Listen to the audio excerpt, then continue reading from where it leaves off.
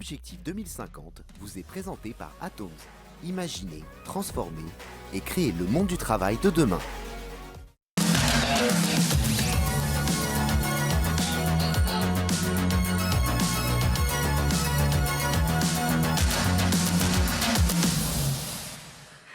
9,7 milliards, c'est le nombre d'habitants sur notre planète en 2050. En seulement 2 siècles, la population mondiale a été multipliée par 8. Nous confrontons à un défi sans précédent. Comment imaginer les civilisations du futur dans de nouvelles villes intelligentes et respectueuses de l'environnement?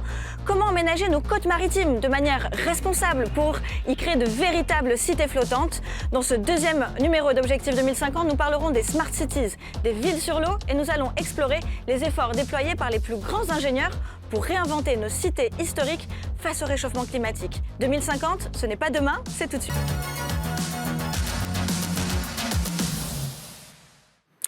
« 9,7 milliards, c'est le nombre d'habitants sur notre planète en 2050.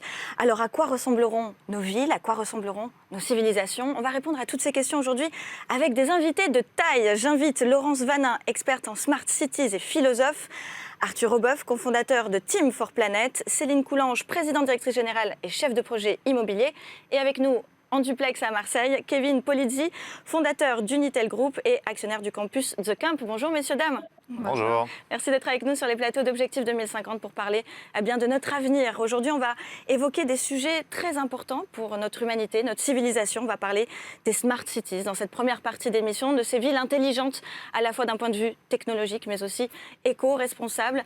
Alors, Laurence Vanin, je le rappelle, vous êtes experte en Smart Cities et philosophe, mais surtout, à quoi ressembleront nos villes en 2050 ? Je pense que nos villes seront tout simplement le développement des smart cities actuelles, sauf qu'on envisagera d'y ajouter des thématiques liées à la ville régénérative, durable, et qui peut d'une certaine manière recycler ce qu'elle est pour pouvoir être en plus optimale. Et en même temps, elle ne pourra pas exister, me semble-t-il, sans associer à son développement la ruralité, puisque en réalité, tous les territoires seront amenés à être sollicités, ne serait-ce que pour être des réservoirs peut-être d'énergie.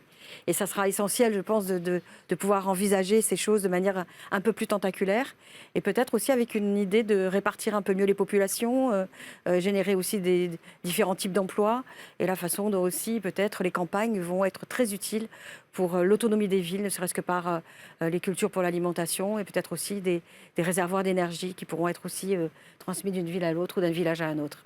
Alors, les Smart Cities sont vraiment des villes qui sont créées from scratch, c'est-à-dire depuis le début, on les imagine complètement, on est sur un terrain vierge et on a tout à construire, c'est ça? Alors en 2012, le patron d'IBM à Nice, s'entretenant avec le maire de Nice, avait abordé ce terme de Smart City pour dire que c'était la ville intelligente, connectée, la ville moderne, mais en même temps qui devait répondre à des impératifs.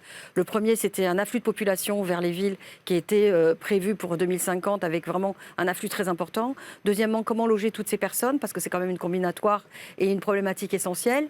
Une fois qu'on les a logés, penser la mobilité, parce que comment optimiser les flux urbains de piétons, de voitures, aujourd'hui de mobilité douce, et demain, donc 2050, les mobilités un peu plus atypiques, on va dire, avec les drones, etc.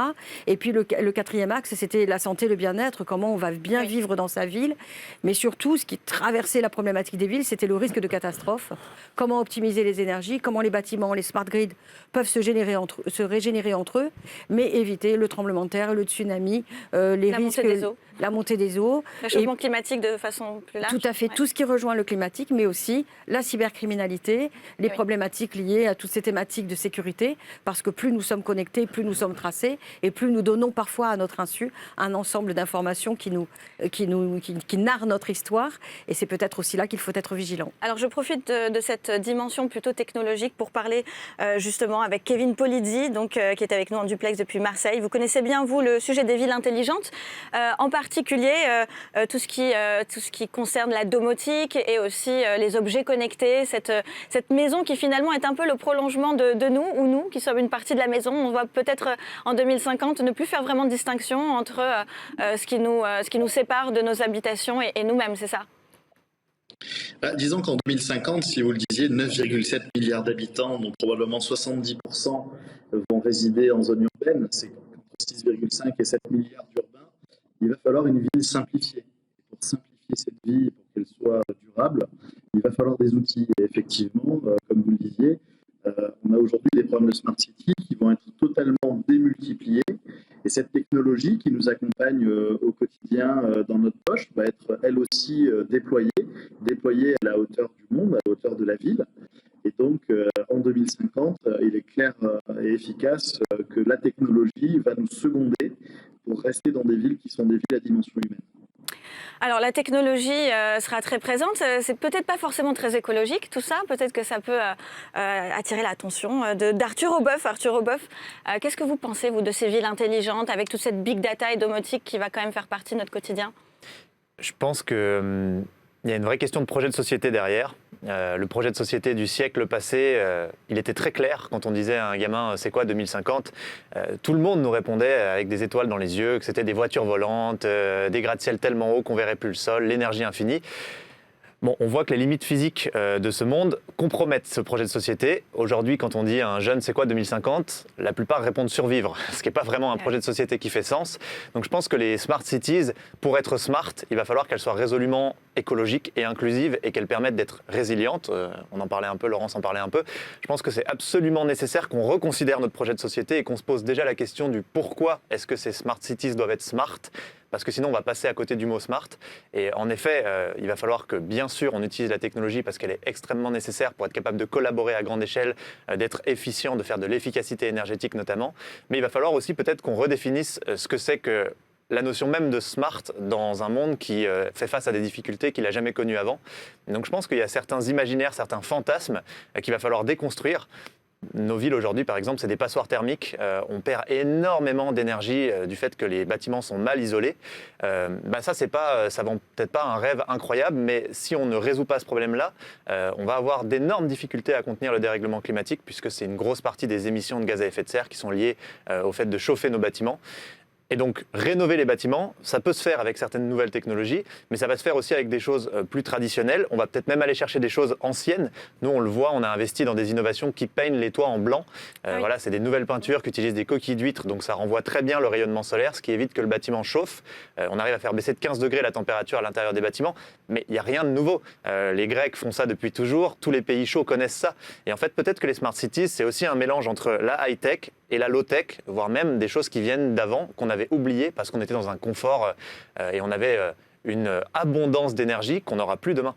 C'est bien parce que vous rappelez à tout le monde ce que ça veut dire smart. Et smart, ça veut dire déjà intelligent. Et qui dit intelligent dit prendre en considération l'ensemble de l'histoire de notre humanité et savoir qu'est-ce qui a été fait de plus intelligent peut-être à l'époque gréco-romaine ou peut-être même aujourd'hui, mais qui n'est pas forcément lié à la pure technologie à 100%.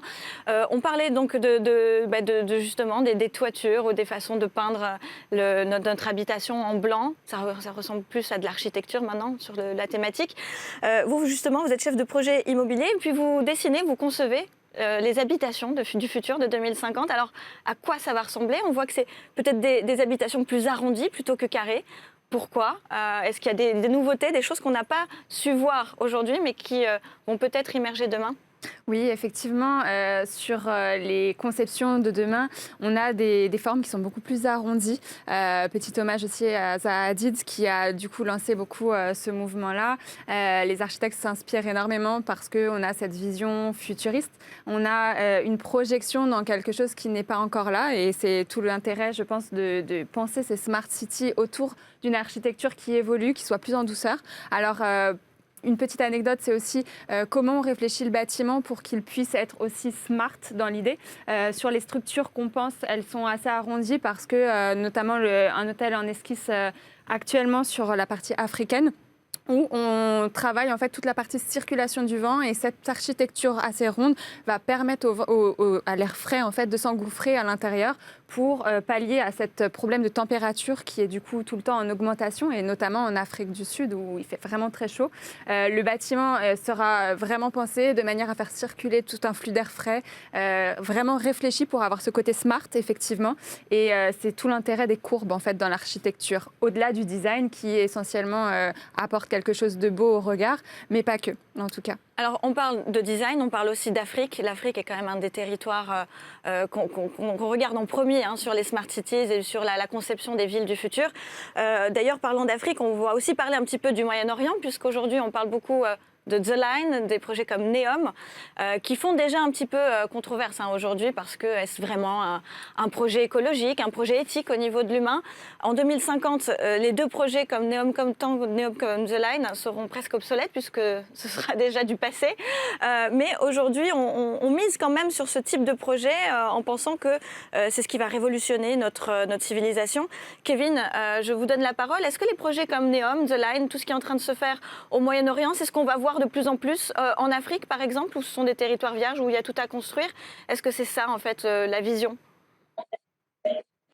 Je pense qu'il faut vraiment pas s'interdire de rêver, et puis finalement ces projets sont une opportunité de construire quelque chose de différent, s'inspirer de la science-fiction, s'inspirer finalement de ce qui a bercé aussi notre enfance. C'est intéressant de le voir réaliser. Alors évidemment, tout ne sera pas parfait. Clos, c'est un petit peu comme ça qu'est présenté The Line, qui affiche une limite. Attention à la division, la recombinaison des écosystèmes. Donc on a tout un tas de choses pour lesquelles il faut qu'on fasse attention, mais pour autant, réconcilier les créations des humains avec la création du monde, y intégrer de la nature, avoir des cascades, avoir des arbres. Encore une fois, il faut vraiment intégrer ce qui est la construction, l'architecture de la ville, mais il faut aussi faire ce qui est l'exécution de la ville. En 2050, The Line aura une petite vingtaine d'années, donc ce sera absolument tout neuf.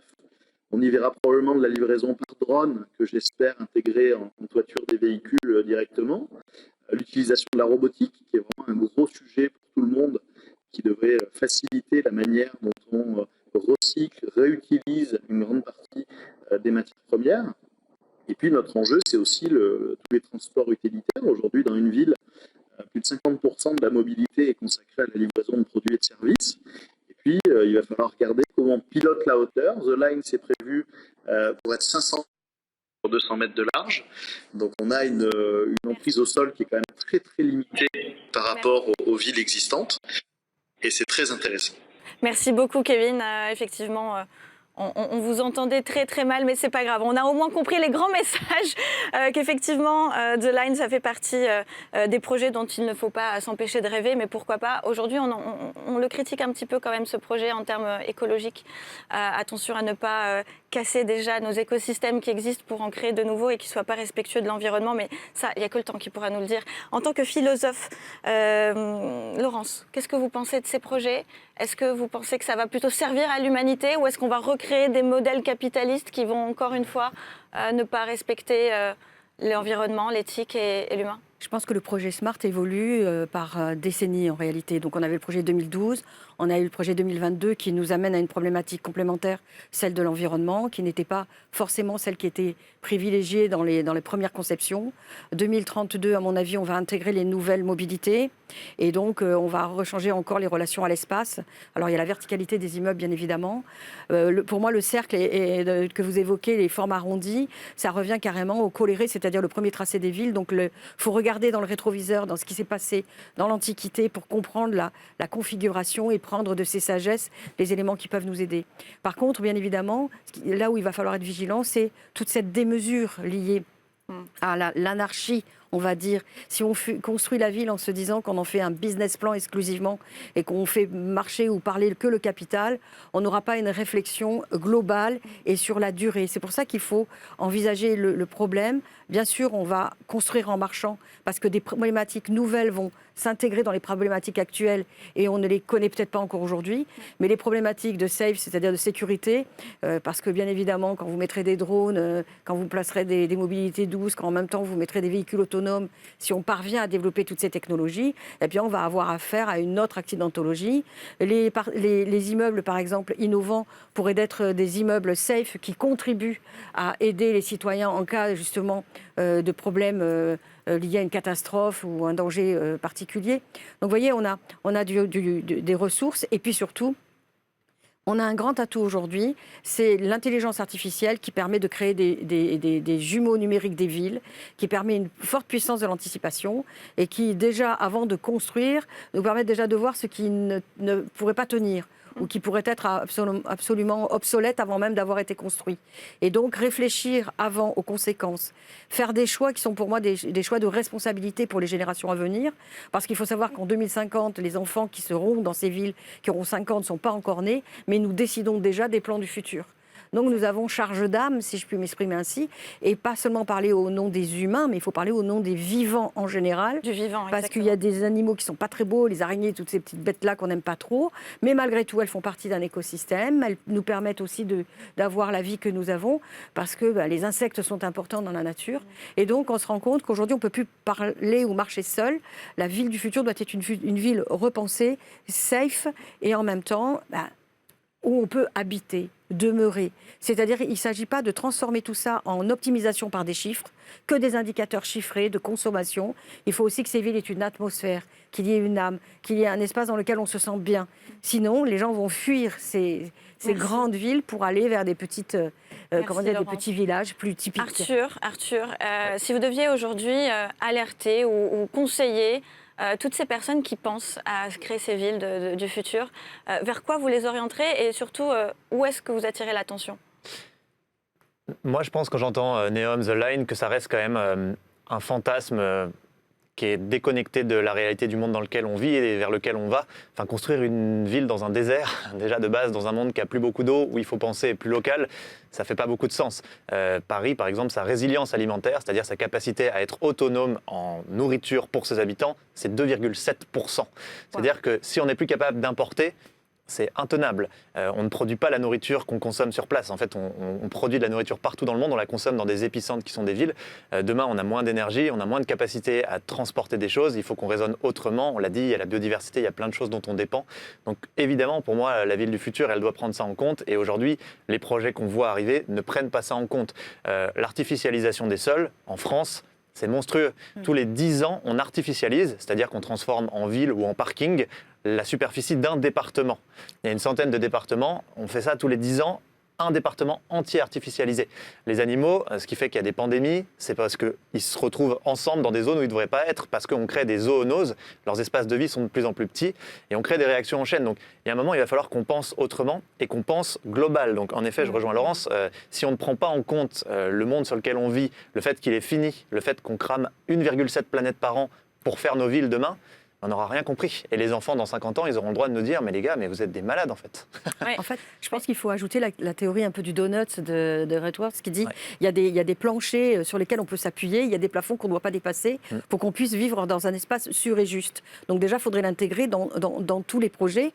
Et en même temps, il y a cette nécessité aussi, comme vous le disiez, de réfléchir pas seulement en local, il faut réfléchir en global. Mais pour lier les deux, moi en philosophie j'appelle ça le glocal, c'est-à-dire toujours interrelié de manière systémique à la totalité.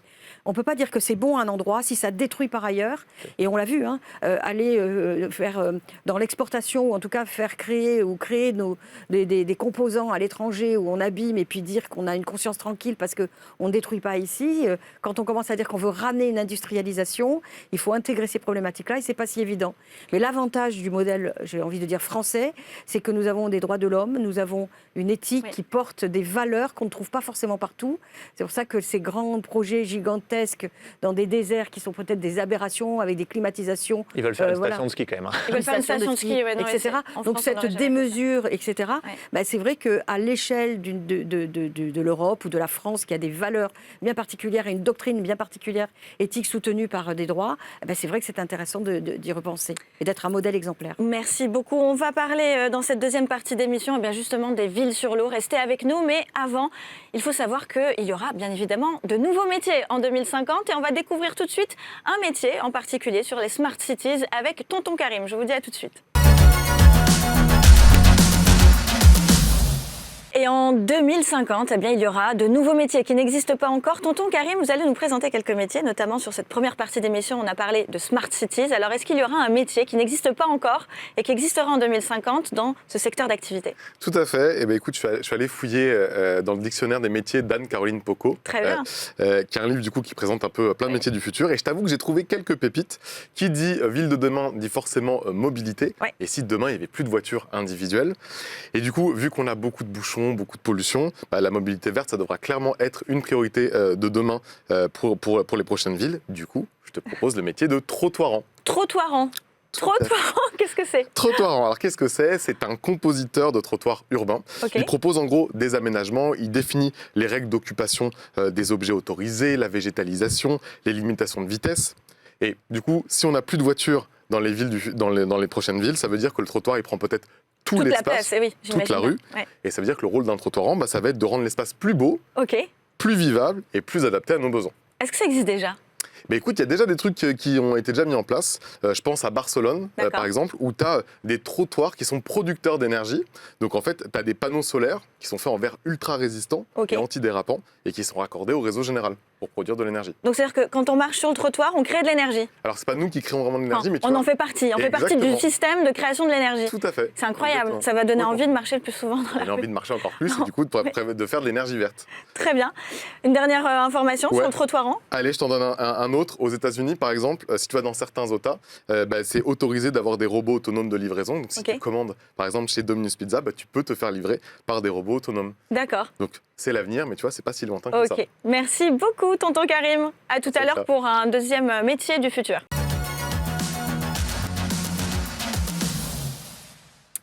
Et peut-être qu'en 2050, nous serions peut-être plus que des terriens, mais aussi des mériens. Et oui, des habitants sur la mer, parce que effectivement, tout ce réchauffement climatique, toute cette montée des eaux va nous faire repenser nos habitations et notre territoire, ou plutôt méritoire. On va voir comment est-ce que ces choses vont évoluer, comment ces smart cities finalement, qui en sont également une, vont s'immerger, j'ai envie de dire, depuis nos océans et depuis nos côtes. C'est déjà d'ailleurs le cas à Monaco, dans quelques villes où on pense continuer certaines villes, mais sur la mer au lieu de les continuer plutôt sur la terre. Je suis toujours avec mes formidables invités.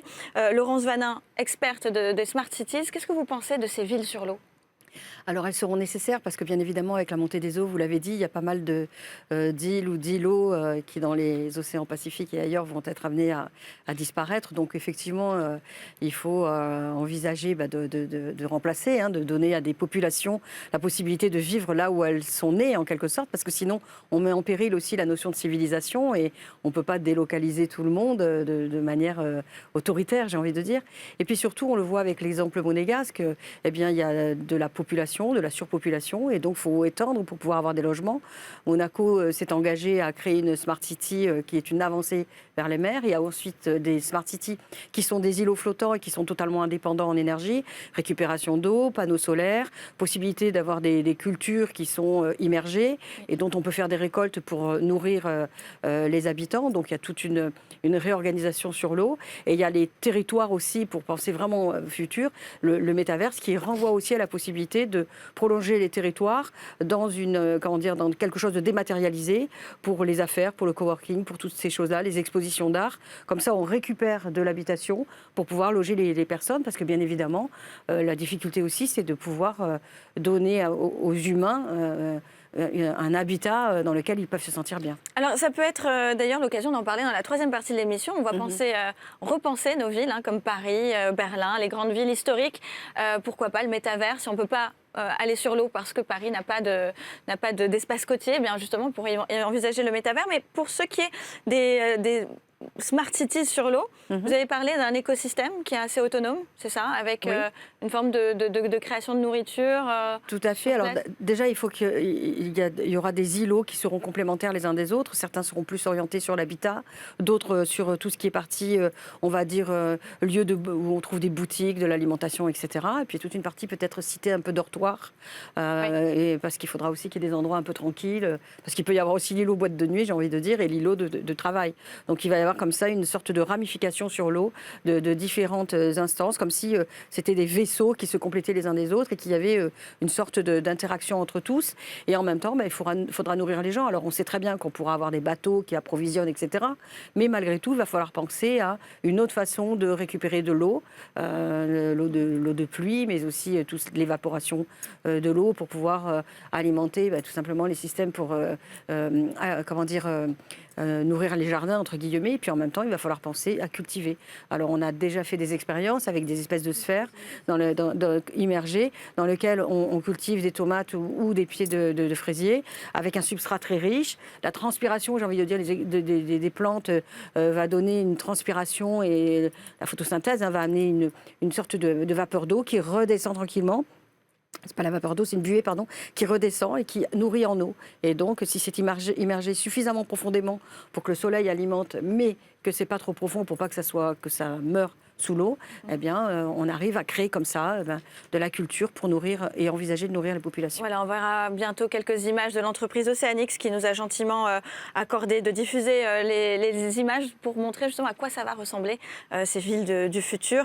Alors, on en parlait en première partie d'émission. Vous avez d'ailleurs lancé un petit peu l'alerte sur la partie The Lineum qui ne prennent pas en compte vraiment l'écosystème et qui est un peu absurde sur le fait de recréer from scratch des villes, quelles qu'elles soient, sans prendre en compte tout cet aspect logistique aussi et import-export de l'alimentation.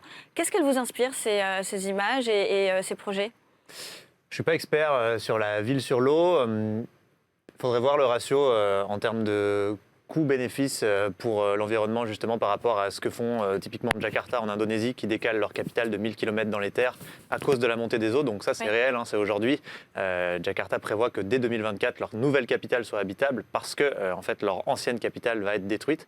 Moi, ce que je vois, et c'est important, je pense, de le rappeler, même si du coup j'ai le rôle vilain petit canard, mais c'est qu'il y a des consommations de matériaux qui sont juste plus soutenables déjà. On le voit à Singapour, on le voit à Dubaï, qui a déjà fait son archipel justement sur l'eau. Il y a beaucoup de villes qui avancent comme ça et qui essayent de prendre du territoire, mais en fait, ils sont obligés d'aller draguer du sable, donc aspirer du sable dans des rivières, ça pourrit les écosystèmes. On a presque plus de sable dans le monde, c'est une des ressources les plus en crise. Et donc là encore, il faut qu'on réfléchisse vraiment de manière très systémique si on veut penser des nouvelles villes. Il ne faut pas que ce soit juste un fantasme en se disant ça a l'air sympa et c'est cool, on va peut-être pouvoir solutionner quelques problèmes. Il va falloir qu'on soit très très bon parce qu'on a vraiment des ressources qui sont très limitées maintenant et il faut que ces villes elles aient vraiment des réels avantages. Une des choses qui est très problématique avec la montée des eaux et qu'on n'a pas forcément en tête, c'est la salinité des sols.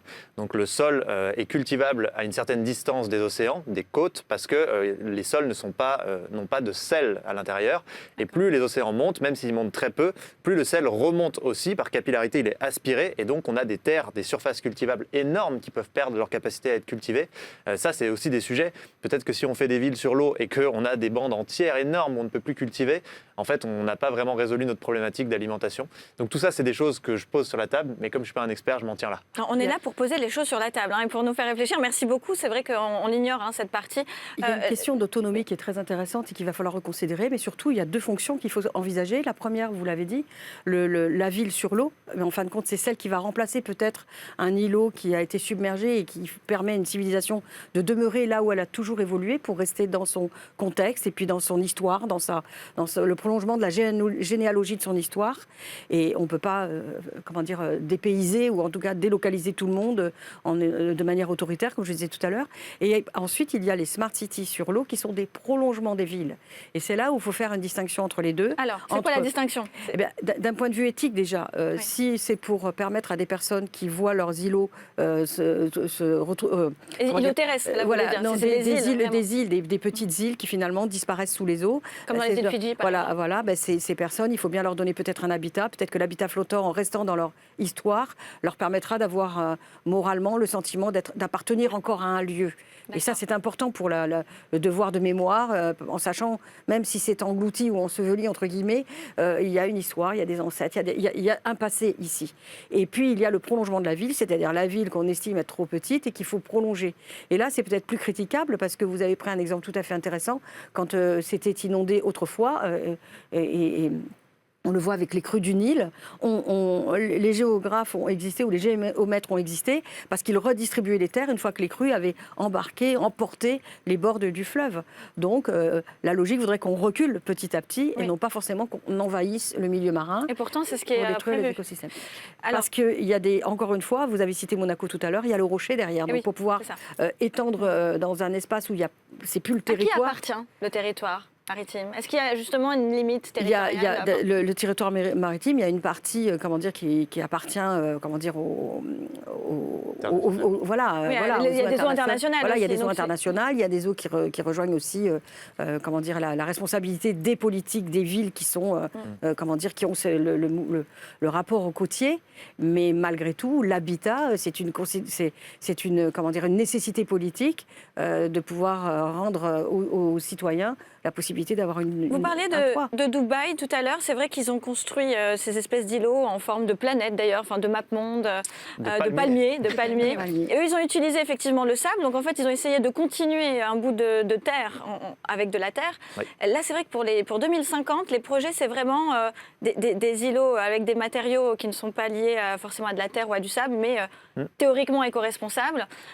Est-ce que ça serait quand même une petite évolution malgré tout, ou est-ce que pas sûr? Si, ça peut être une évolution. Maintenant, moi, je tire aussi la sonnette de l'inclusion, parce que est-ce que c'est pour faire un truc où il y a seulement les 1%, les plus riches qui peuvent se permettre d'habiter? Est-ce que c'est pour faire quelque chose qui permet... Parce qu'aujourd'hui, nos villes sont très mal foutues. On a des centres névralgiques où il y a toute l'activité commerciale, le travail, et puis après, on a des grandes zones périurbaines qui font du coup se déplacer les gens, qui tapent 1h30 de bouchon tous les jours, qui sont tout seuls dans leur bagnole. C'est pas des quotidiens géniaux. Il y a 9 millions de morts par an à cause de la pollution et des particules fines dans le monde, plusieurs centaines de milliers en Europe. Tout ça, il faut qu'on le repense. On peut plus dire aux gens, vous allez faire 1h30 de bagnole pour aller au travail matin et soir. Et en fait, c'est cette cohérence-là qu'on a besoin de travailler avant de penser peut-être des trucs qui nous font rêver. Maintenant, pour aller dans le sens quand même de ces villes-là, c'est important quand même que le futur ait l'air excitant si on veut embarquer les gens. Si tout a l'air pourri, en fait, on ne mobilisera pas les foules. Donc c'est bien aussi d'avoir des projections un peu qui font rêver, qui sont positives, qui sont sur Terre, plutôt que de dire on va tous se délocaliser sur Mars. Donc il y a des choses intéressantes.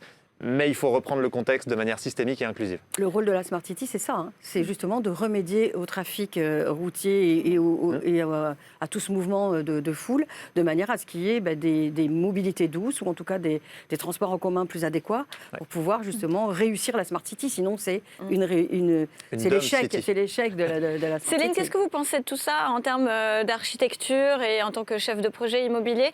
Vous avez déjà un petit peu secrètement travailler sur des projets de villes sur l'eau. À quoi on pense aujourd'hui quand on prépare ces projets en 2023? Comment on pense ces villes sur l'eau?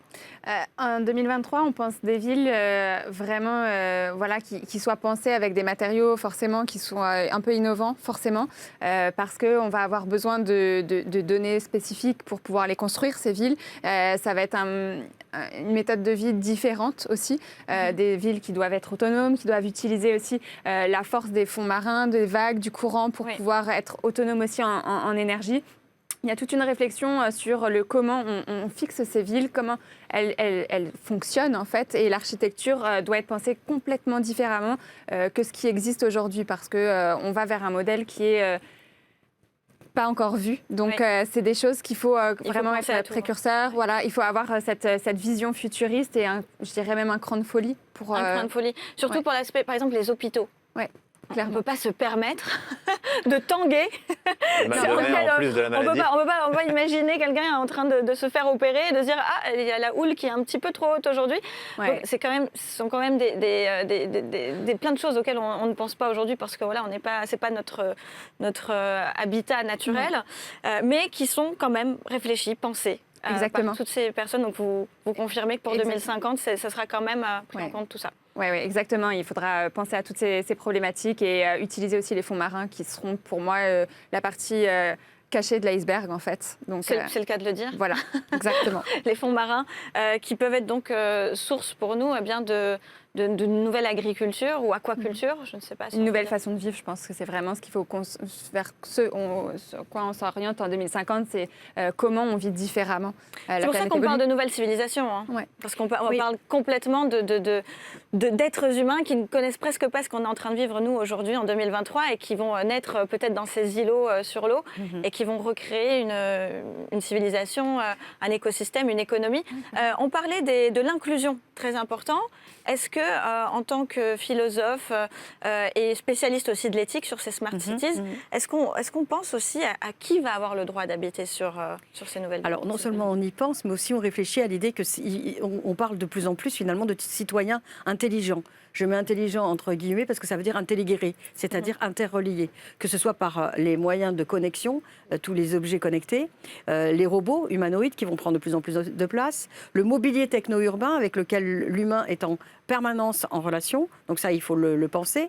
Et puis, il va falloir éviter les travers. Quand vous parlez d'inclusion, eh bien, il y a quand même de l'électronisme. Il va falloir expliquer aux personnes comment ça fonctionne, comment on protège aussi ses données, sa vie privée, comment on peut utiliser ces moyens pour qu'ils soient utiles à l'humanité et non pas néfastes à cette humanité.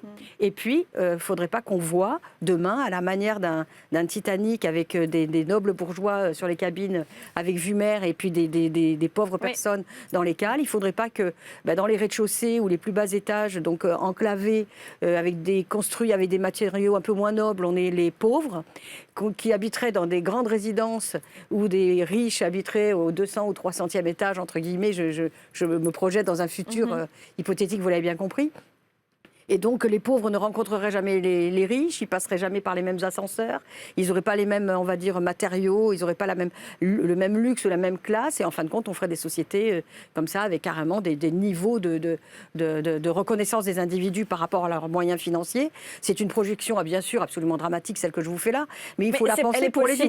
Elle est possible aussi, mais on est optimiste jusqu'à présent. Exactement. Mais en même temps, on se dit qu'aujourd'hui, la technologie, qui a le pouvoir aussi d'assister les hommes et de les aider si on ne s'aliène pas à la technique, comme disait Heidegger, il nous faut véritablement nous projeter en disant voilà comment cette technologie peut servir à tous. Et on voit à l'hôpital que ça peut servir à tous. On le voit aussi dans la circulation, parce que nous, on prend notre voiture et parfois on est orienté vers des itinéraires de délestage. Eh bien, heureusement qu'il y a de l'IA derrière qui travaille. La simplification aussi de certaines choses dans notre vie quotidienne. Donc, il faut aussi avoir un regard bienveillant vis-à-vis de nos futures cities, mais en pensant aussi comment les hommes doivent, ou en tout cas ceux qui sont à la manœuvre, dont les politiques qui sont responsables, bien évidemment, et à qui on demande de plus en plus que les hommes soient dans l'acceptabilité et la réplicabilité des systèmes, eh bien, soient conscients, soucieux de l'usager. Parce que nous nous transformons, vous l'avez dit tout à l'heure, nous nous transformons avec ces villes puisque nous adaptons à un nouvel environnement. Et ce n'est pas nous là qui l'avons fait petit à petit. Avant, on construisait une cathédrale, ça mettait 100 ans. Pendant 100 ans, on construisait un écosystème autour. Aujourd'hui, une Smart City, en 2 ans, elle est construite s'il n'y a rien avant. Et donc, les gens découvrent d'un coup une manière de vivre autre. Voilà. Arthur, quelque chose à rajouter par rapport à l'aspect écologique Moi, quand j'écoute tout ça, je me dis quand même que j'ai l'impression qu'on fait des projections un peu de l'ordre du fantasme parce que ça nous fait rêver. Mais encore une fois, quand je reviens à ce que devrait être 2020, dans les projections qu'on en faisait il y a quelques dizaines d'années et ce qu'est 2020, j'ai un peu du mal à croire qu'on ira vers ça. On est 8 milliards d'humains. On sera 9,7 milliards en 2050. Voilà, on sera 9,7 milliards. C'est vrai que c'est complexe. J'entends que ça peut être des solutions, mais j'ai du mal à voir comment ces solutions seront inclusives, généralisées, avec les ressources qui nous restent, c'est-à-dire très peu, en matériaux, avec les disponibilités énergétiques. Et puis, il faut dire aussi que pour le moment, on imagine le futur avec le système économique actuel. Exactement. Donc, on sera peut-être pas en 2050 avec un modèle économique capitaliste comme on peut l'avoir aujourd'hui. On ne sait pas. Là, on demandait une projection à 2050, donc il faut essayer de l'imaginer comme ça. On est dans la prospective en 2050, donc tout est possible. Pour imaginer une bascule, bien évidemment. On sait aussi, parce que vous avez raison, là on fait une projection, on n'a pas l'assurance que ça va se dérouler de cette manière-là. Pour autant, les politiques des villes aujourd'hui s'orientent vers ça. Et donc, on sait que la technologie qui aujourd'hui cause quelques embarras, eh bien, petit à petit, toute la science, les technologues essayent de réfléchir à comment réutiliser, régénérer, rendre plus durable. Donc, peut-être qu'on est dans un transitoire. Et quand vous regardez, dans les années 50, un Turing regarde un gros ordinateur qui remplit une pièce entière et puis qui se dit est-ce que ça pense, et qu'aujourd'hui on est tous avec nos petits smartphones, ça s'est bien démocratisé dans la poche, on peut dire qu'il y a eu en même pas 70 ans un bond technologique extraordinaire. Et donc dans 30 ans, on peut imaginer qu'il y en aura un. Le mot de la fin sur cette deuxième partie, sur les villes sur l'eau, en termes d'architecture, vous avez travaillé sur des projets très concrets, oui ou non? Est-ce que ça serait intéressant de vivre sur l'eau en 2050? Ça sera intéressant, mais le problème, ça va être le coût. Parce qu'effectivement, aujourd'hui, on a une problématique de coût, une problématique de recherche. Ce qui, moi, j'incite en tout cas tous ces penseurs à sortir du cadre pour pouvoir repenser en fait ce que nous, on connaît aujourd'hui. On est avec notre histoire. Donc, je pense qu'il faudra vraiment sortir de la boîte pour avoir cette Merci beaucoup. Je vous propose d'écouter Tonton Karim qui va nous présenter encore un nouveau métier, cette fois-ci pour les villes sur l'eau.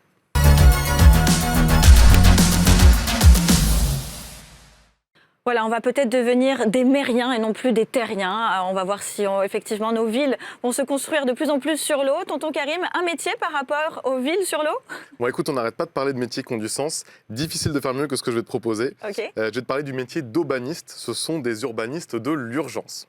Qu'est-ce que c'est que ça? Ok. Avec la montée des eaux due au réchauffement climatique, aux pluies qui sont extrêmes, les inondations, les urbanistes ils doivent trouver des solutions concrètes et inédites pour adapter nos villes et limiter les dégâts. Donc on parle de profils qui sont très agiles, très créatifs pour imaginer justement les innovations qui vont permettre de faire face aux très nombreuses villes qui risquent de finir sous l'eau. Wow. Ce sont eux qui vont imaginer des quartiers insubmersibles, réfléchir au déplacement des maisons, prévoir des logements pour les réfugiés climatiques et installer des systèmes d'alerte. Donc ça, c'est très important, surtout avec la montée des eaux et les cataclysmes qu'on voit déjà en 2023. Donc on imagine qu'en 2050, ce sera naturel d'avoir un aubaniste, c'est ça? Un aubaniste, Un aubaniste, très bien. Un exemple, autre chose à nous dire par rapport à ça? Je peux te donner un ou deux exemples. Rotterdam se situe à 6 mètres en dessous du niveau de la mer. Vrai. Donc ils ont déjà mis en place plein de choses, eux, ils sont déjà en avance. Tu peux trouver des toits végétalisés pour retenir l'humidité ou encore des parkings convertibles en cuve d'eau pour récupérer justement l'eau de pluie. Deuxième exemple que je peux te donner qui est assez intéressant, c'est Baka Architects qui a conçu une maison avec des fondations fixes, mais dès qu'il y a une inondation, elle se détache et permet à la structure de flotter. Ah oui, donc, sympa. tu vois, encore une fois, vu le dérèglement climatique, c'est clairement un métier d'avenir et les aubanistes auront clairement du boulot. Aubanistes ont du boulot et ont vraiment un futur prometteur, malheureusement. J'ai envie de dire, ou heureusement pour eux. Merci beaucoup, tonton Karim. On se donne rendez-vous pour la troisième partie d'émission pour parler des villes anciennes revisitées. Et avec nous pour cette troisième partie d'émission, Olivier Mathieu, directeur général du Fonds d'investissement 2050. Bonjour Olivier. Bonjour Alexia. Merci d'être avec nous sur le plateau d'Objectif 2050. On va parler des villes revisitées, des anciennes villes comme Paris, Berlin, Dakar. On va parler aussi des villes d'Afrique. Comment est-ce qu'en 2050, la population va vivre dans ces nouvelles villes avec le réchauffement climatique qui n'aura cessé d'augmenter? Alors Olivier, vous avez peut-être plein de choses à nous raconter sur cette partie d'émission, notamment sur votre connaissance par rapport aux Smart Cities et aux villes du futur. On vous écoute sur 2050. D'après vous, à quoi vont ressembler ces villes? Je vous ai tous écouté avec. Il y a eu des vrais débats, parce que vous n'avez pas tous la même posture et la position entre le regard philosophique et puis le regard inclusif, environnemental, etc. Bon, ce qui est certain, c'est qu'on ne pourra pas migrer comme l'aurait voulu la science-fiction des années 60, ce qu'on appelle l'âge d'or, soit sur une autre planète. Ça, c'est un des credos importants, qu'on dit « there is no planet B », il n'y a pas de deuxième planète, et ça, c'est un sujet vraiment des activistes écologistes. Là, on est en train de dire qu'il y aura peut-être une deuxième planète qui est en fait la planète sous-marine. C'est le deuxième espace au sens géographique qui a été encore un peu inexploré, inexploité. Mais les coûts associés de migration, et les migrations, ce qu'on appelle les migrations climatiques, qu'elles soient dans l'espace, sur Terre ou dans des champs avoisinants ou voire en Afrique, comme The Line en Arabie Saoudite, c'est quand même extrêmement coûteux. Donc il faut effectivement absolument penser de manière... c'est en train d'être pensé, j'allais dire tout de suite, c'est déjà fait, on a déjà commencé à penser les villes dans lesquelles on est en train de vivre aujourd'hui. Exactement. Donc c'est ça dont vous parlez, c'est-à-dire par exemple Paris, l'Afrique. Et je trouve que l'Afrique est un bon sujet parce qu'on sait qu'en 2050, vous l'avez dit, on sera entre 9 et 10 milliards d'habitants avant que les démographes nous projettent une décroissance peut-être de la population mondiale. Mais entre-temps, si on décroît parce qu'il y a plus de guerres ou plus de maladies, on a parlé des maladies endémiques et qui passent des animaux aux hommes à cause du réchauffement climatique, de nos conditions de vie, des proximités de cohabitation, etc., ça ne fonctionne pas. Donc on sait déjà tout ce qu'il ne va pas. Et ça, c'est incroyable. Et pourtant, il y a ce syndrome de la grenouille que j'évoquais tout à l'heure en régie avec tonton Karim. C'est le fait que, vous savez, la grenouille, on dit que quand on la jette dans l'eau bouillante, on lui sauve la vie. Enfin, elle se sauve la vie parce qu'elle va éjecter de la casserole. Oui. Mais si on la laisse, comme c'est le cas pour l'humanité aujourd'hui, dans l'eau qui est en train de monter doucement, on est en train de se laisser mourir parce qu'on n'a pas de raison objective de ressentir le réchauffement climatique et donc de réagir. Donc on est tous en train de se dire qu'on sait ce qu'il faut faire, mais on ne le fait pas. Donc ce qu'on essaie de faire, nous, avec le Fonds 2050, c'est d'investir dans des boîtes qui sont comme vous le faites aussi avec Team Force the Planet, c'est d'aller chercher des solutions. Alors tout n'est pas techno-solutionniste, on n'est pas obsédé par le digital, je viens de là, mais il y a aussi de la low-tech, il y a aussi parfois des savoir-faire ancestraux, de l'artisanat. Et donc on se demande, quand on sera 10 milliards d'habitants, comment est-ce qu'on fait pour se loger? Sachant qu'aujourd'hui, on est 54% de la population terrestre sur moins de 5% des territoires. Donc l'ultra-concentration urbaine qu'on est en train de parler ici, c'est juste ça, c'est-à-dire la croissance de la démographie, dont la croissance de la concentration dans les zones urbaines et la croissance des niveaux de vie dans ces zones urbaines. Et si on additionne mathématiquement toutes ces croissances de ratios, eh bien on est en train de consommer de plus en plus, sur de moins en moins de territoires, de plus en plus nombreux. Donc c'est complètement délirant.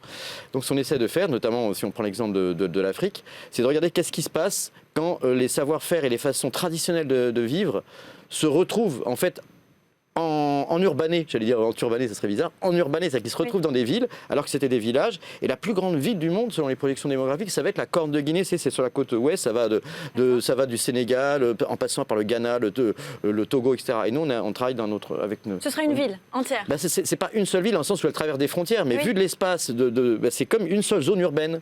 Et les frontières sont au milieu de la ville, mais les gens vivent, ils parlent différents langages. Et ce qu'on a appelé la balkanisation de l'Afrique, c'est une sorte de vision européenne d'avoir créé des frontières, mais on sait bien que ça a donné des massacres, des génocides, etc. Parce que c'est pas des gens qui parlent forcément les mêmes langues, qui n'ont pas forcément les mêmes traditions. Dans la ville, ils sont obligés de revivre ensemble. Et donc il y a une réflexion autour de comment est-ce que les traditions solidaires qui existaient dans les villages en Europe et qui existent encore en Afrique peuvent être reconstruits autour d'Urban Lab. On s'appelle d'Urban Lab, on travaille avec un architecte qui est très connu au Togo, qui s'appelle Seneme Kofi, et qui repense comment la technologie, les applications mobiles peuvent se distinguer du modèle de la Silicon Valley, qui est de la transaction immédiate, pouvoir avoir un chauffeur tout de suite, pouvoir se faire livrer de l'alimentation tout de suite, etc., indépendamment des interactions avec le lien social.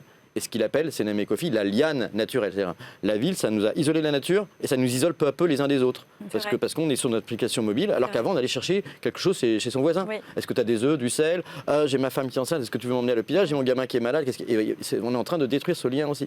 Donc là, l'idée sur 2050, c'est de le reconstruire. Et nous, on se pose la question de comment est-ce qu'on recrée du lien. Par exemple, un exemple très concret, on est un actionnaire important de Vélib à Paris, ou le vélo à Marseille. Je crois que vous connaissez aussi la ville de Marseille, qui est chère à notre cœur.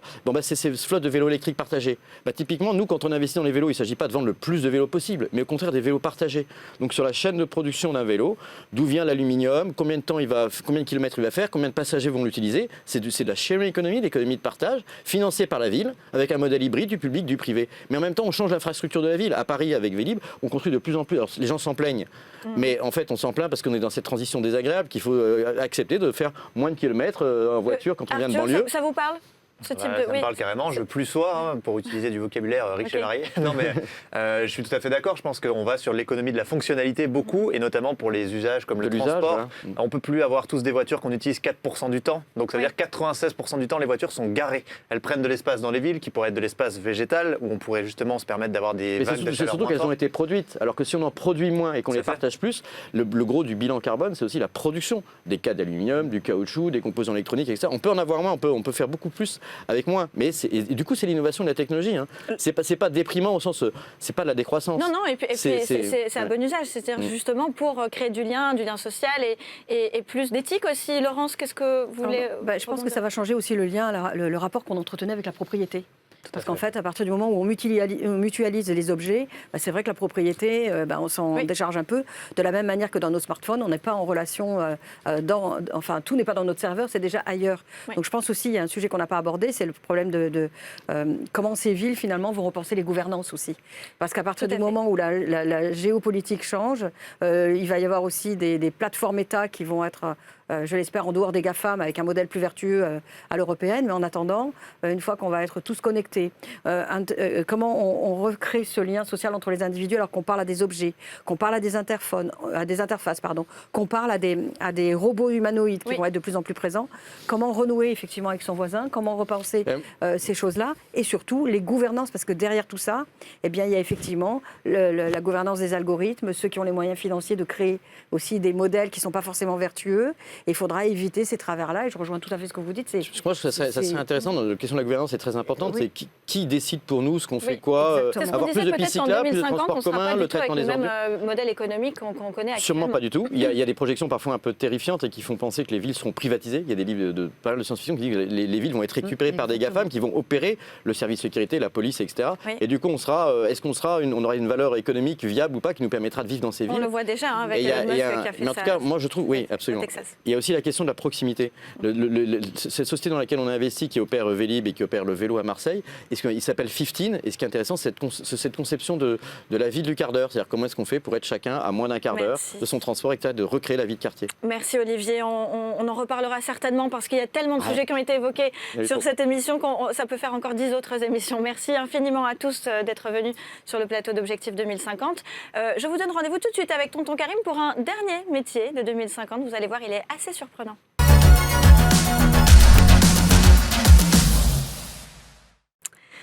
Voilà, et pour cette troisième et dernière partie d'émission, on va demander à Tonton Karim s'il existe encore un nouveau métier, peut-être en 2050, qui va nous aider à repenser nos villes du futur. Alors Tonton Karim, est-ce qu'il y aura un troisième et dernier métier à nous présenter aujourd'hui? Ouais, je t'en ai préparé un très sympa. Bon, tout le monde aime les vacances, tout le monde aime aller l'été à la mer, mais si je te dis d'aller te balader à Paris sous 44 degrés à l'ombre, tout de suite, tu vas moins apprécier.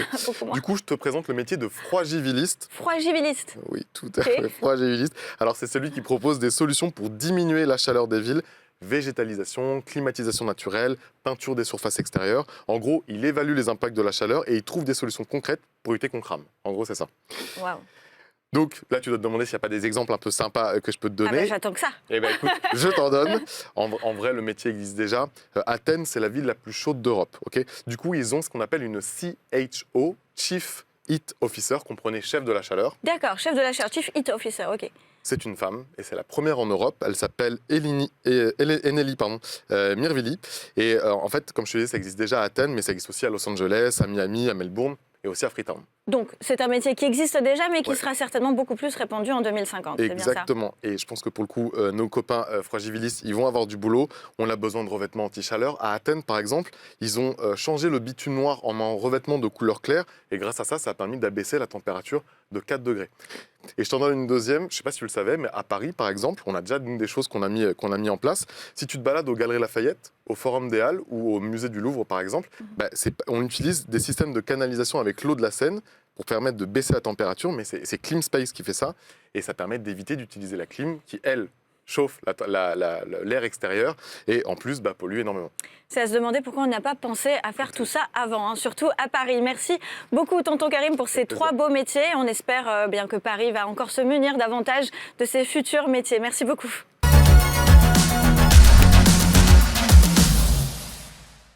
Voilà, c'est la fin de ce deuxième numéro d'Objectif 2050. On a parlé des smart cities, des villes sur l'eau, on a repensé les villes actuelles.